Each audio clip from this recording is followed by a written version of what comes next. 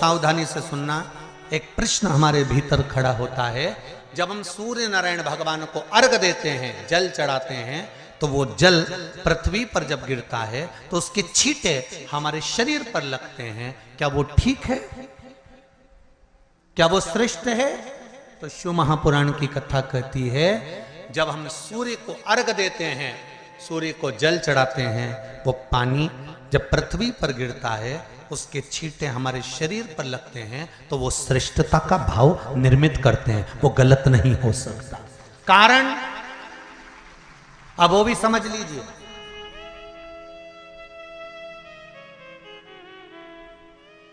अब सूर्य नारायण भगवान को आप जल चढ़ा रहे हो तो छींटे नहीं लगे, उसके लिए क्या स्टूल पे चढ़ के चढ़ाओगे कि कुर्सी पे चढ़ के चढ़ाओगे?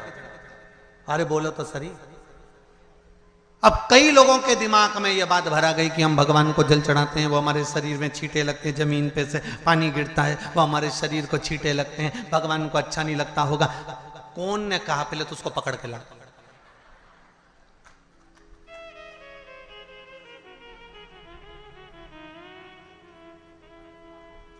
क्योंकि मेरे राम जी महाराज, मेरे भगवान कृष्ण,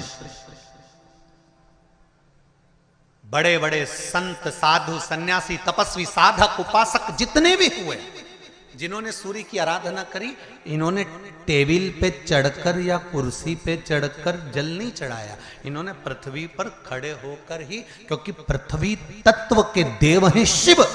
जब हम मृत्यु लोक पर खड़े होकर, पृथ्वी पर खड़े होकर भगवान शंकर का भाग पृथ्वी तत्व को धारण कर कर जल को हाथ में लेकर जब समर्पित करते हैं, और जो जल नीचे गिरता है वो शरीर पर अगर लगता है तो हमको उसका आशीर्वाद ही प्राप्त होता है, दोष नहीं लगता। पर लोगों ने इसको विपरीत कर दिया। कि कौन ने विपरीत करा? कई लोगों ने इसको विपरीत कर दिया।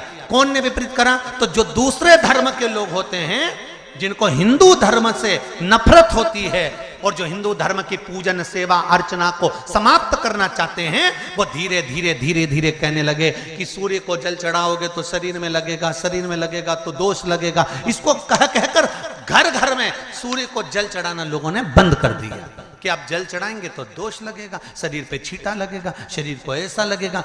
ये दोष नहीं है। कितनी सुंदर बात है महाराज।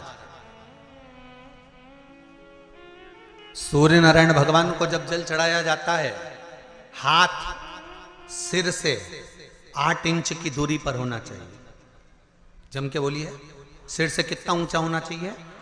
8 इंच ऊपर अपना हाथ होना चाहिए मस्तक से सूर्य को जल चढ़ाते समय। और ना चांदी का, ना स्टील का, ना लोहे का, ना प्लास्टिक का, ना कांच का, ना सोने का कोई बर्तन, ना कांसे का, ना एल्युमिनियम का,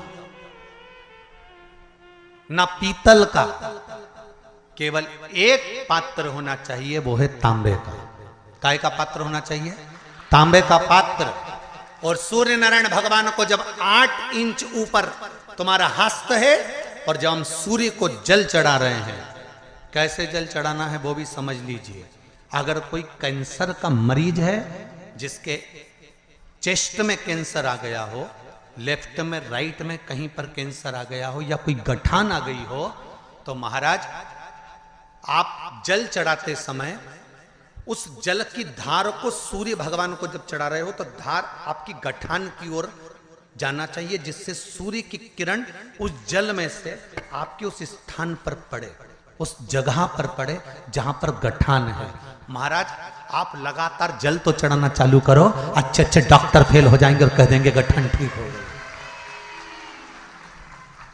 आपका लीवर और किडनी गड़बड़ कर रहा है, आप प्रतिदिन, आपका स्वास्थ्य गड़बड़ रहता है, आप प्रतिदिन ये ज्योतिष शास्त्र के अंतर्गत, रत्न शास्त्र के अंतर्गत ये रत्न शास्त्र, ज्योतिष शास्त्र, रंग शास्त्र जो हमारे यहाँ है, रंगों के हिसाब से ये जितने रत्न होते हैं, माणिक हुआ, सोन, मोती हुआ, नीलम हुआ, मूंगा हुआ, पुखराज हुआ, ये क्यों कहते हैं ये पीला है, ये सफेद है, ये नीला है, ये लाल है, इसको शरीर में क्यों पहनाते हैं? उसका कारण होता है कि जब शरीर में पहनते हैं सूर्य की किरण उसमें पड़ती है, हमारे शरीर पर वो कलर का इफेक्ट पड़ता है, उस कलर को शरीर पर लगता है, और शरीर पर लगता है तो हमारा शरीर धीरे धीरे, हमारी जो इंद्रियां हैं वो सही होने लगती हैं। काम